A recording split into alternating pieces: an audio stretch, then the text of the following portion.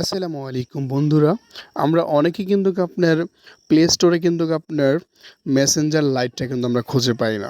অনেকেই কিন্তু আমরা এটা ইউজ করতেছি, আগে থেকে ইউজ করতেছি, যাদের ফোন আগে থেকে আছে তারা ইউজ করতেছে। কিন্তু বর্তমানে যদি আপনি প্লে স্টোরে মেসেঞ্জার লাইট লিখে সার্চ করেন, অবশ্যই কিন্তু আপনি মেসেঞ্জারটা পাবেন না। তো আজকের ভিডিওতে আমি দেখাবো যে খুব ইজি ওয়েতে কীভাবে আপনি প্লে স্টোরে আপনি মেসেঞ্জার লাইটটা কীভাবে খুঁজে পান। তো আমরা যদি প্লে স্টোরে প্রবেশ করি, আমি আপনাদের দেখাচ্ছি যে আমি লিখবো, কিন্তু আমি কিন্তু এটা মেসেঞ্জার লাইট পাবো না। আমি প্লে স্টোরে ঢুকলাম, এখানে ঢোকার পর যদি আমি দেখেন মেসেঞ্জার লাইট লিখে সার্চ করি, দেখেন আমাদের সামনে কিন্তু এরকম একটা ইন্টারফেস চলে আসছে, কিন্তু আমাদের মেসেঞ্জার লাইটটা কিন্তু আমাদের এখানে আসে নাই। দেখছেন এখানে কিন্তু প্যাসেঞ্জার লাইটটা নেই। তো অনেকেই কিন্তু এটা খুঁজে পায় না। তো আমি আপনাকে খুব একটা ম্যাজিক সিস্টেমে দেখাবো যে কীভাবে আপনি মেসেঞ্জার লাইটটা এক ক্লিকে খুঁজে পান। তো সেজন্য আমরা কী করতে হবে, শুধু মেসেঞ্জার এখানে আমরা লিখবো।